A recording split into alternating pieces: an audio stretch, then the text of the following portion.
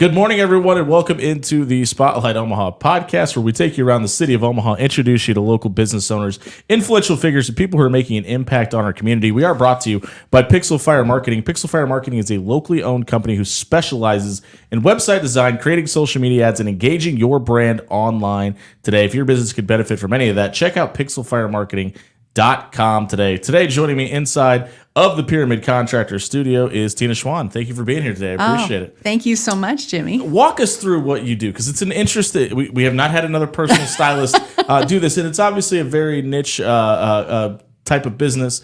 Walk us through what you do and why you do it. Definitely. Well, yeah, especially living in Omaha, Nebraska, it's not like everyone has a personal stylist. It's Sure. not like LA or New York where it's a little more commonplace. But As somebody that just left LA last weekend, I can agree.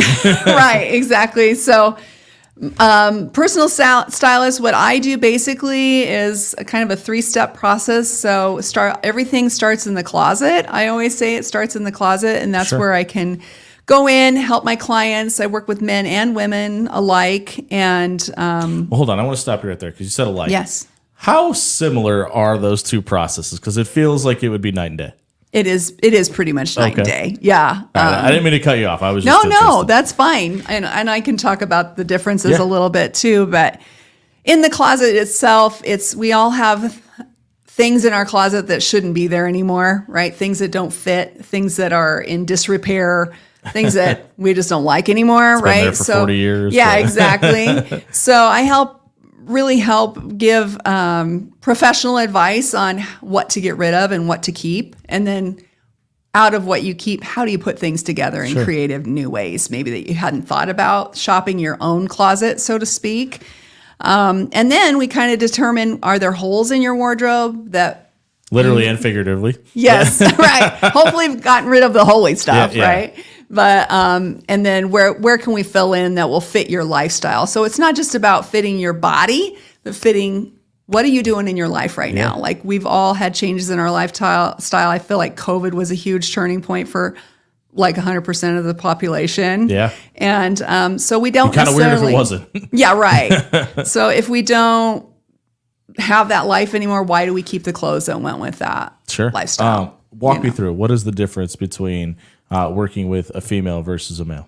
So guys, a lot of times they just are not sure how to put things together. I think that's kind of the biggest thing. So I feel like I'm going to feel personally attacked throughout this whole entire interview. no. And that's generalizing. Yeah, Obviously, some men are really good at it, but the clients that I've worked with, a lot of times I'll go in, they say, I hate shopping, I don't like shopping. And then I go in and they have thousands of clothes like laying around. It's like, well, okay, where did these come from? We get them for free. But Right. Go ahead. Right. But for example, like say someone's been working in construction and all of a sudden they're going to be in construction management in the office. Much different wardrobe. Right. So it's a different wardrobe. So it's going in then figuring out, what do you have? Like, do you have jackets and pants and dressier shirts or even more casual shirts? What's your dress code look like? How can we use the things that you have and then fill in if we need to go shopping and get some new things for you and put them together in different ways? You walked us through the closet detox a little bit there. Take me through that process a little further in depth. What all does it entail, and what are some of the common things that you see in closets where it's just like, this is a big no-no? And maybe it's the holy stuff, but if there's anything else, kind of paint that picture for I don't us. honestly run into a lot of holy stuff. I Sure. feel like most people get rid of that stuff. But what I see a lot of is people will shop or they get things delivered because a lot of people are shopping online or through styling services like Stitch Fix or some of those box services that come to you in a box. And then they miss the window to return it. So then they have tons of clothes in their closet, maybe not tons, but some clothes in their closet that still are new with tags and they've never worn them before. Sure. Or the other thing is they'll go shopping and they see, oh, look at that. That's really cool. I like that piece. It's on sale. It's really cheap. I'm going to get it. But it doesn't go with anything that they own and it really doesn't suit their style. So then they've got this extra stuff in there that's taking up space. And then the biggest one is, well, I'm going to fit into that someday. Like that outfit, that suit that I used to wear when I was a teenager, or whatever it is, and I'm going to lose that 10 pounds or 15 or 20 pounds someday. Yeah, really? How long has it been laying there? You know, how long has it been taking up space? And by the way, it was probably a different color when you bought it. It has got dust on the shoulders, you know, that kind of thing. So we oftentimes, when people go through weight loss journeys or financial freedom or whatever, they start to see improvements in other parts of their lives. What are some of the things that, and obviously you're not guaranteeing anything here, but what are some of the things that people start to either improve on or feel better about themselves with after you kind of help them out with their style?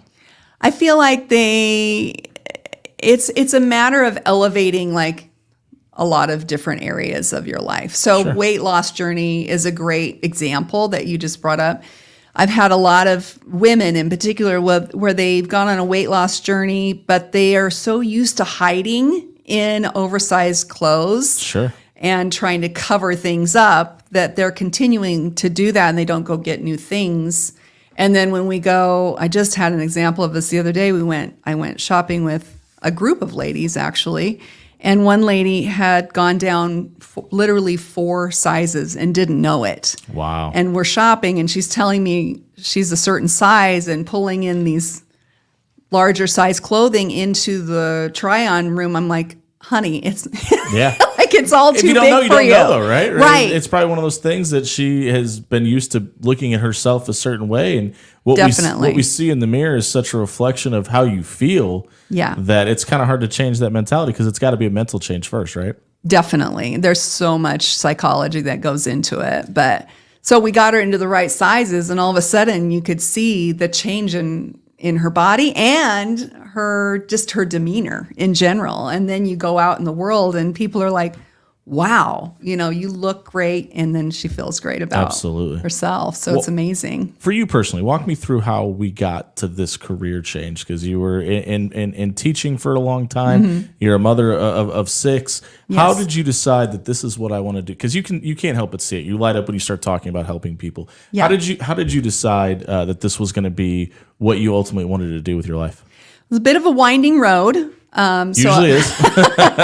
So I was a vocal music teacher for years. I taught choir and also show choir stuff in Millard and in Elkhorn, Nebraska. And after COVID happened, and during COVID, of course, singing was kind of hard to sing through a mask. It was a big no-no, and it was a super spreader, first of all. Oh, that's a good point. So even when we came back, it was, well, you can have the kids sing, but they have to be 6 feet apart, or you have to be outdoors, and they have to wear masks. And I don't know if you know this, it gets cold in Nebraska. Yeah, or hot with bugs out, whatever. So, anyway, after 2 years of kind of struggling through that and having to give myself a pep talk every day going to school, I can only imagine. My husband and I made the decision that I would leave teaching, and I didn't know what to do. Like, I was a little lost. I felt a little late to the game, and just unprepared for whatever was going to happen.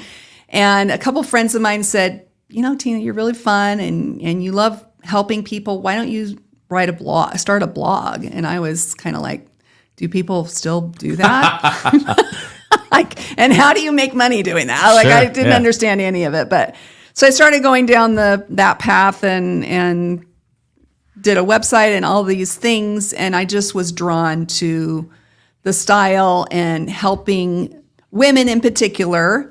Took a course on styling, and then just kind of decided to launch on my own and help women, primarily women over 40 who were struggling with maybe body issues or things like that.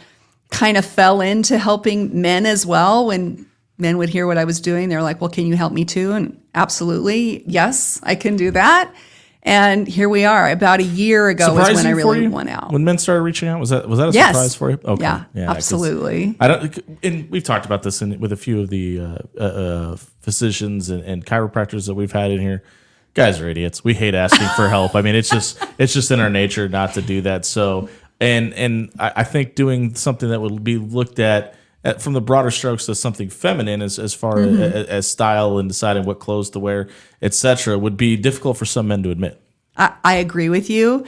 And actually, when I work with men, I call it wardrobe consulting. Good call. Sounds a little Good more call. masculine Sure. than having a stylist, right? But honestly, the men that I've worked with, it's great to see that transformation because they soak it up like a sponge and they learn what they're supposed to do. Because I'm an educator at heart. That's just what I do. And anytime you're working with a professional, it doesn't matter if it's a CPA or an attorney or a stylist, as long as there's somebody that are educating you on the process, that's the right person to work with. Right. And we're catching up with Tina Schwahn here on the Spotlight Omaha podcast, brought to you by Pixel Fire Marketing inside the Pyramid Contractor Studio. Take me through the blog portion of this, because I was going to ask you about it, and you kind of brought it up organically. I was having this conversation with our guest yesterday, who also does some podcasting, Brandon Suba, who has done several podcasts throughout his life, and as somebody that has worked for Sports Illustrated and wrote my own blog at one time, as well as obviously doing this, it takes up a lot of time. It does, and people don't realize that. When you blog, is it kind of freeing for you, and does it allow you to express yourself? Because I feel like that's what you need for a connection to continue to either do a podcast or a blog. It's got to be fun. Yeah. You feel that way about it?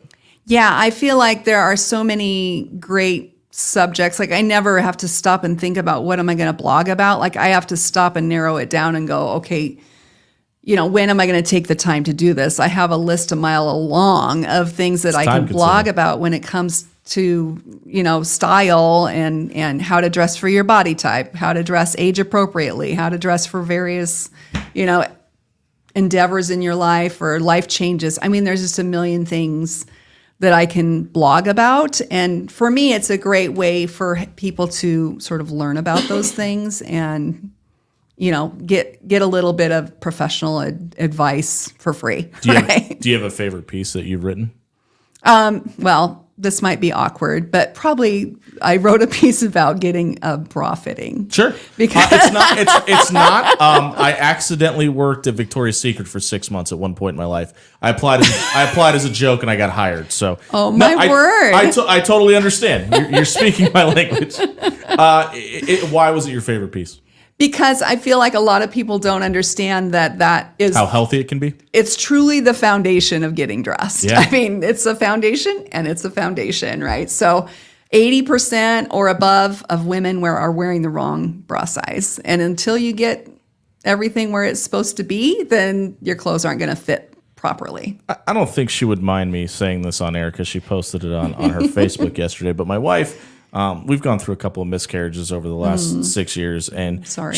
No, it's okay. She pointed out that and thank you. She's been pregnant 6 times in the last 5 years, and is finally getting back to feeling like herself. When you see a mom or a woman in general just kind of going through changes in life, right, and then kind of starting to get back to feeling happy again, is that usually when that call comes to you, or is that just kind of happenstance?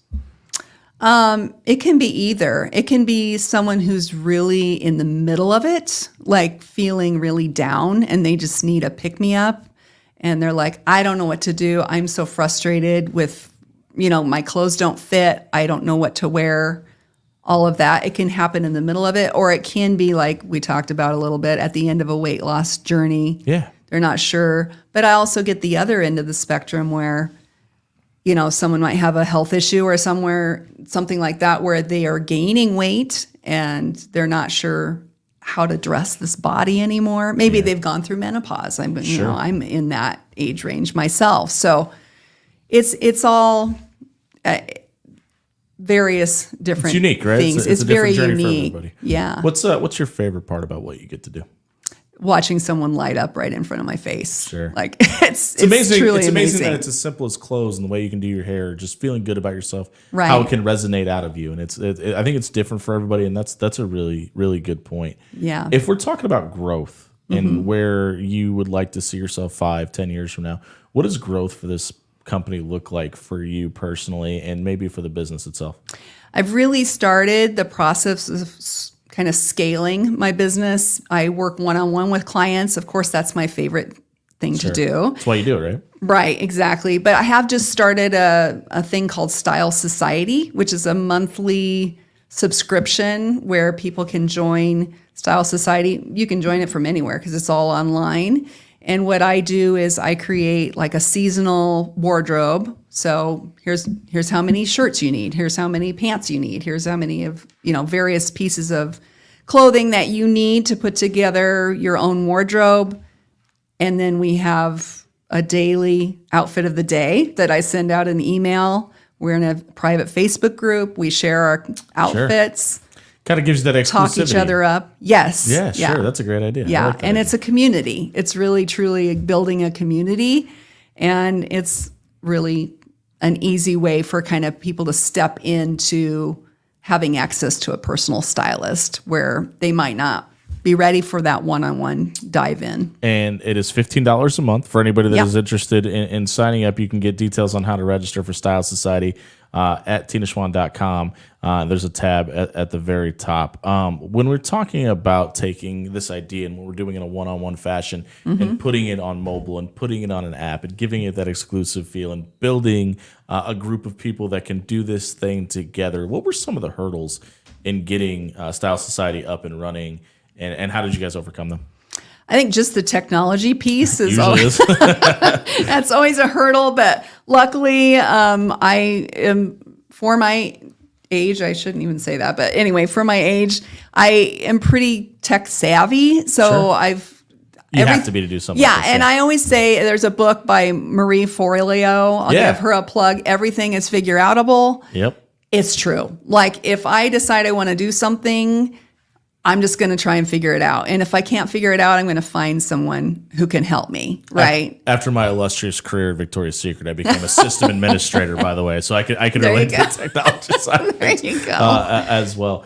Which I guess I've never asked this of anybody that's been in here, and this kind of just came up organically. Do you have, you mentioned that you were in teaching for a while. Do you have an oddball or off-the-wall career that you've done in your life that... I mean, because everybody's always looking for a job when they're younger, right? Right. Is there something you did that was a little unique or maybe a fun story? I've done a lot of different things. Sure. But yeah, when I was in college and I was a music major, of course, kind of a nerd. And Where did you go to school? Lincoln? I went to Lincoln, yes. And GBR. I worked at the Country Club of Lincoln. Okay. And I grew up in Northeast Lincoln, which is... nobody in Northeast Lincoln at that time anyway. Everybody's dad worked at Goodyear or they worked at the plant. Havelock shops, they were called, the Sure. railroad, right? Yeah. And so I went to work at the Country Club of Lincoln and saw how the other half lived. And it was like so eye-opening for me. Did you improve your golf game at all while you were there? No, but I drove the bar cart. So that was... There you go. It's usually one or the other. I would do my homework for summer school on the bar cart, and I'd stop Sure. on hole number 5 or whatever and do a little homework, catch some rays. And Give the guy that probably didn't need another beer. yeah, exactly. Exactly. If in your business is a little unique, but does it give you room to put a team around you, help somebody else become a stylist? Is that something that you'd be interested in doing? Yeah, actually, so when I decided to do this, and of course had a fair amount of imposter syndrome going on, I took a course through, it's called Global Style Academy. So it was all on Zoom. One of our instructors was in London, one was in LA, and then there was, I think, like 8 or 9 of us on Zoom. And I just loved that. I love the community that created as well. But yeah, in fact, I had a young client last week who was really kind of very interested in it. And I was thinking, and we talked about it a bit, like, if I'm getting to a point now where I could really use an assistant, someone to help me. It's a good problem to have. It is. And so, yeah, that would be awesome to be able to mentor someone into that and role and then move them into their own styling business. You've referenced it a couple times in the last 20 minutes here, just talking about the different places in which style are permanent, like where we're talking about LA or London or New York or whatever. What is different about Nebraska and Omaha when we're talking about from a stylistic standpoint about bigger cities or mainstream? Because obviously Broadway and Dodge Street are not necessarily the same exact thing. So right. What are the differences between bigger city markets, the way people present their fashion and their style versus in Nebraska? I think generally speaking, here in Nebraska, we're just a little more casual. And we're not so tied into designer wear and things like that. That's just not part Who of we are. our moral code here in the Midwest. And it was interesting when I took the course that I took, because I had to explain to my instructors and other stylists that were in the course, hey, I live in the Midwest. Like, We don't do that here. yeah, high end. No, there's not people really carrying around Gucci and Chanel. Louis Vuitton and Sure. Chanel. Like Ann Taylor is pretty high end for Omaha, Nebraska, and there's nothing wrong with that, Yeah. right? So, so that's been sort of a learning, I feel like, for other people that I know now internationally that do this gig. Yeah.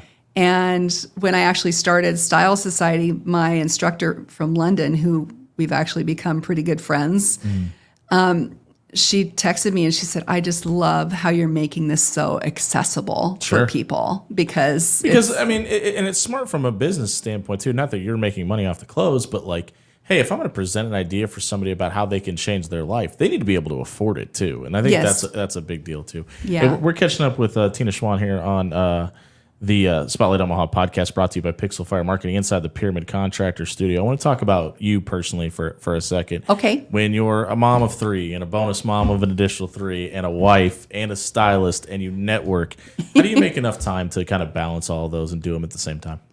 Well, that's the beauty, is I can kind of decide how I want to do it. Now, obviously, as a solo entrepreneur, I'm very busy with everything that I have to do.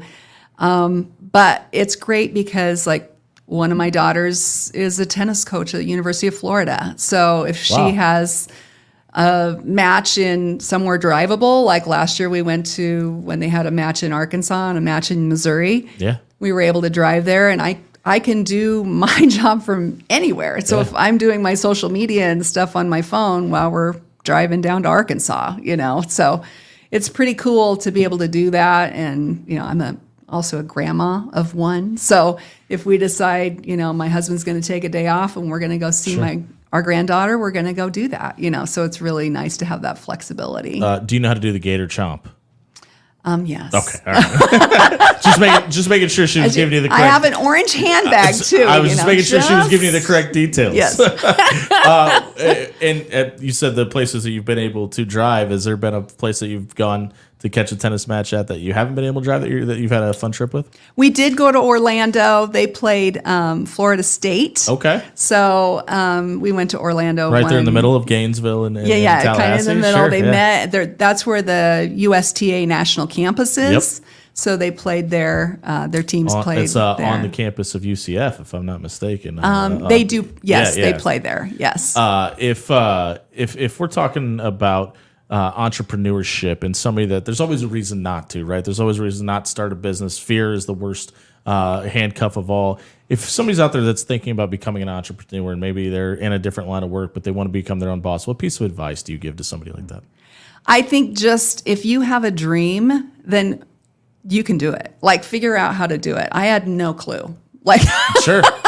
Most people I- don't. I knew what I wanted to do, but as a teacher, I never had to go out and find clients. Like, Yeah. kids were required by law to walk into my classroom. That's a good point. So they didn't necessarily want to sing, but Yeah. they had to be there, right? So I heard about networking groups, Center Sphere here in Omaha, and then I just now joined the chamber. It's just really getting out there in front of people once you've figured it out, like Yeah. what you're doing, That and figure it out part's the and hardest maybe part, though. even before you figure it out, you just Yeah. kind of get yourself out there. You mentioned networking. Obviously, that's how we met. Yeah. Is there any part of networking that has helped your business that maybe you didn't know about, or how has networking really changed what you do? Networking, if I didn't have networking, I wouldn't have a business. So I joined Center Sphere really before I even got things off the ground. Sure. And I was able to meet with the women in my particular chapter and say, here's what I'm thinking about. I'm thinking about this program, Closet Detox. I'm thinking about this shopping. I'm thinking about all these things. Would you pay this amount of money for this? Sounding board, sure. Yeah, it's really and then the business side of it, I don't really understand a lot of things like about that. Luckily, my husband's a finance dude, so he's really I was good literally at that just about stuff. to ask what he did too, so that's perfect. Yeah, I hired him as my He's a CFO. finance dude. I like yes, it. He needs to put that on his business card. right, exactly. So that worked out well for me. But networking, really, just like you said, having a sounding board and then practicing. Like I gave things away for free at first, be like, Everybody I don't know what I'm doing. Or what this should cost. Yeah, or let me come out and do this and then give me some feedback, you know. Have you had, because I think about that, this is how my brain works. I'm a weirdo, sorry. Because I think about some of the stuff that I did in the beginning with my business, and my head usually hits the table. And well, what was I thinking? Is the giving stuff free away kind of what it was for you? Like, why was I doing that? Do you have a why was I doing that moment? I think even now, I know that I probably need to increase my fees. Like because the hours everybody else is the hours that I put in behind the scenes, like nobody has a clue how much legwork I'm doing, you know, shopping and also working on my platform and all of those things that go into it.